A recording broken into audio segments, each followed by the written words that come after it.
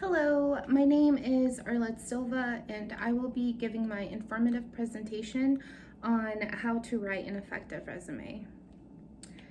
The way we apply for jobs continues to change. I was surprised to learn that resumes have been around since the 1930s. When I first started working, roughly 17 years ago at the age of 16, businesses were still taking paper applications. You could walk right into a place and ask for a paper application, fill it out, and give it to them right then and there. Sometimes it would be a little hopeful because at least they got to see my friendly demeanor, even if I had no work experience. Resumes were not introduced to me well until I was in my 20s, when I was starting to look for more of a professional job, which I was never really successful in getting. Years later, I would finally figure out why.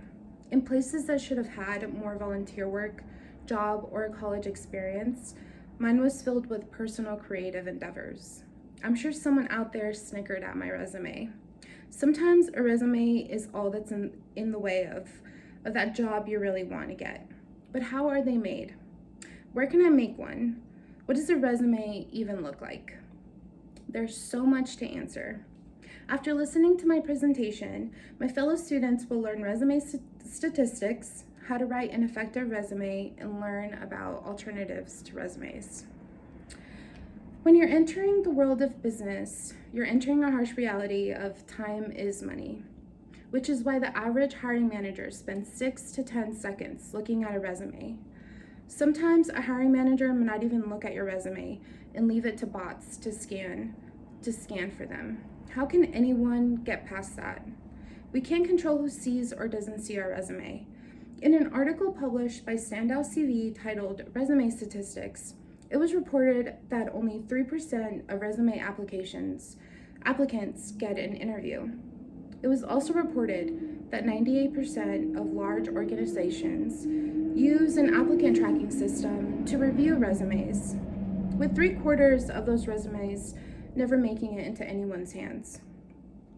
Part of this could be the company setting specific boundaries and keywords for the resumes. In resume statistics, it was also reported that recruiters or hiring managers spend more than half of those 10 seconds just looking at your job experience section. It is also a good thought that most recruiters will not take an application seriously if they have any unprofessional emails or too many typos. This leaves us with answering the question of what exactly recruiters are looking for. And how can I make that happen? I believe with the introduction of software system scanning our resumes, it really puts a lot of people in a bind. It seems we must really be a lot more thorough.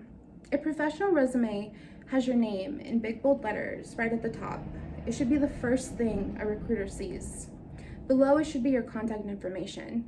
That can range from your telephone number, your email address, your home address, and any professional links you may have. Next should read your education, name of school, the degree that you're working towards, and the estimated time of graduating. It is also important to write any other educational honors you might have achieved. Below that should list your work experience. Not everyone will have work experience, so it is important to note that this is also a good time to showcase education or projects that could be relevant to the job you're applying for. Immediately following should be a space to write out any volunteer work or leadership roles you may have had. These are important things to highlight if there is a minimum work experience. To end your resume, it's also very important to list any skills you would like to showcase. It could also be important to see the skills that jobs are looking for to make sure that those lists of skills, of course, you're able to fulfill them.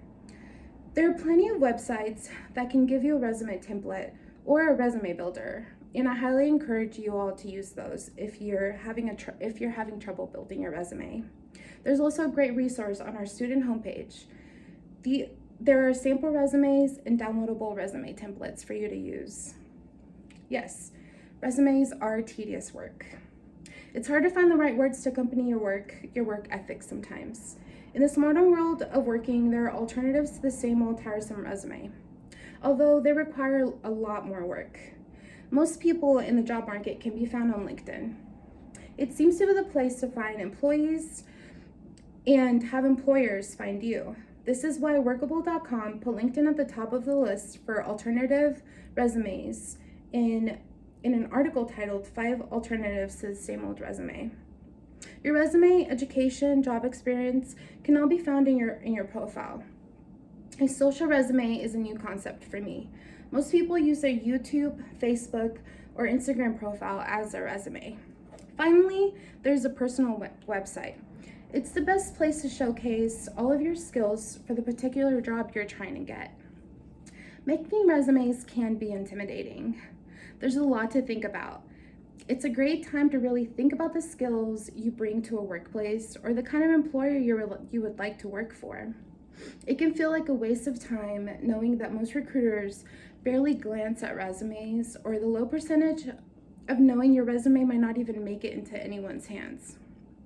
I dare you to not let that stop you. There are plenty of resources to find resume builders or templates that can really make building a resume easier. And remember that there are always alternatives. There are always alternatives to resumes. There's a whole job market out there searching for the right candidate. I believe with a little bit of research and attention to detail, we can all get past the bots and land our dream job. Thank you guys so much. I hope that was helpful.